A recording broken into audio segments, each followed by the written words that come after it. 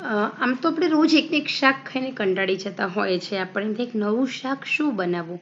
તો ખરેખર જો લસણ ડુંગળી વગરનું ફણસીનું શાક આવી રીતે બનાવવું.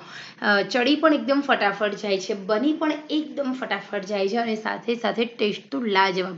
ખરેખર તમને એમ થતું હોય ને કે તમારે કંઈ નવું ને ટેસ્ટી શાક ખાવું છે તો માર્કેટમાંથી ફણસી લઈ આવો અને એ ફણસીને સમારી નાખો. હવે જોઈએ આપણે ફણસી જો ચોળી જેવી જ આવે છે. આ છે ફણસી, પરંતુ એનું ટેસ્ટ બહુ મીઠાશ વાળો છે. રિયલી તમે ક્યારે પણ જો આ સબ્જી નથી બનાવી, નથી ખાધી તો ગેરંટી કહું છું તમે બનાવો. ફણસીને સૌથી પહેલાં ધોઈ લેવાની છે. ધોઈ અને કોરી કરી એ પછી આપણે ઉપરનો બંને બાજુનો ભાગ થોડો થોડો કટ કરી લેવાનો છે અને આપણે એકદમ ઝીણી ઝીણી સમારી લેવાની છે. આમાં જાડી, આમાં કૂણી જ હોય છે. જે આમાં ફણસી એમાં કોઈ જ જોડી જેવું જાડું હોતું નથી, પરંતુ ચડી ફટાફટ જાય છે અને પચવામાં એકદમ હળવું.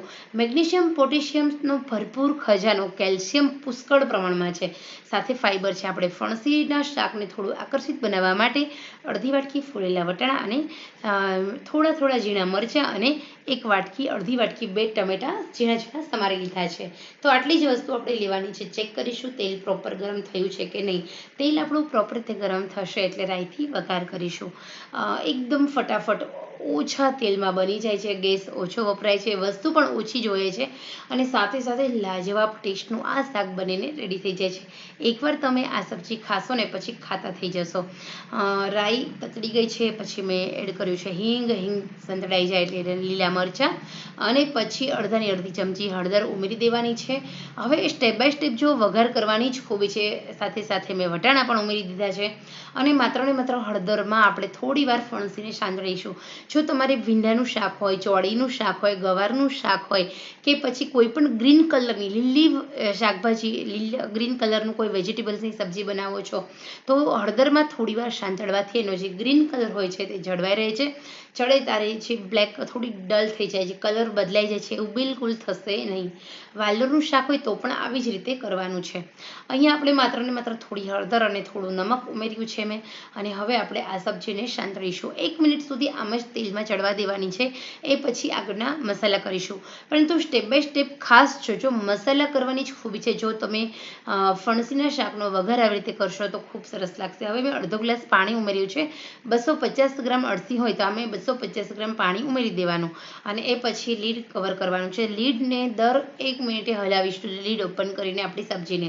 ઓકે, તો અહીંયા દર 1 મિનિટે આપણે હલાવીએ છીએ. ટોટલ 4 મિનિટ સુધી એકદમ મીડિયમ આંચે આપણી સબ્જીને ચડવા દેવાની છે.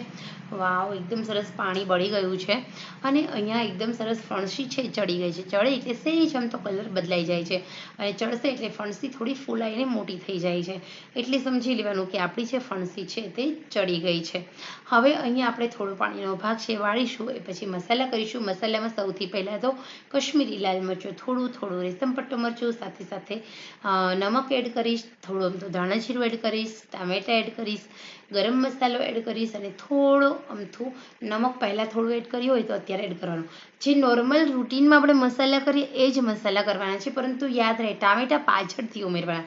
જો ટામેટા તમે પહેલેથી ઉમેરશો તો તમારું જે શાક છે એની અંદર ખટાશ ચડશે ને ચડતા વાર લાગશે. તો 4 મિનિટને બદલે તમારું આ શાક 6 મિનિટે ચડશે. પાણીનો ભાગ સહેજ પણ રહેવા દેવાનો નથી. તો અહીંયા તમે જોઈ શકો છો થોડો અમથો ગરમ મસાલો મેં ઉમેર્યો છે અને થોડું એવું નમક ઉમેર્યું, એ બી પાછળથી એડ કર્યું છે ટામેટા એડ કર્યા પછી. તો હવે આપણે સરસ રીતે હલાવી લઈએ. પાણીનો ભાગ બધો બળી જાય તો આ છે ટિફિન બોક્સ રેસીપી. ઘરમાં ક્યારેક તમને કોરા શાક ખાવાનું મન થાય ત્યારે તમે આ સબ્જી બનાવો, ખરેખર બહુ સરસ બને છે અને ફટાફટ બની જાય છે. આમાં પાણીનો ભાગ પુષ્કળ પ્રમાણમાં હોય છે. આ તો આપણે થોડું અડધો ગ્લાસ પાણી એટલે ઉમેરવાનું કે આપણું શાક જલ્દી બફાઈ જાય, ચડી જાય. તો લીડ કવર કરું છું અને બધા મસાલાને એમ જ ચડવા દઉં છું. 1 મિનિટ સુધી આપણે મીડિયમ આંચે આ રીતે ચડવા દીધા પછી હવે આપણે ચેક કરીશું તો એકદમ તેલ છૂટું પડી રહ્યું છે. તમે જો જેટલું પણ તેલ આપણે ઉમેર્યું તો એ છૂટું પડ્યું છે. તો 250 ગ્રામ તેલમાં મેં 1.5-2 ચમચીથી તેલ વધારે લીધું નથી. અહીં એકદમ સરસ મજાનું આપણું ફણસીનું શાક બનીને રેડી થઈ ગયું છે. આવી જ રીતે તમે મોગરીનું શાક પણ બનાવી શકો છો. તો ખરેખર મિત્રો આ સરસ મજાની રેસીપી શાકની કેવી લાગી છે જરૂર જણાવજો અને તમે પણ બનાવજો.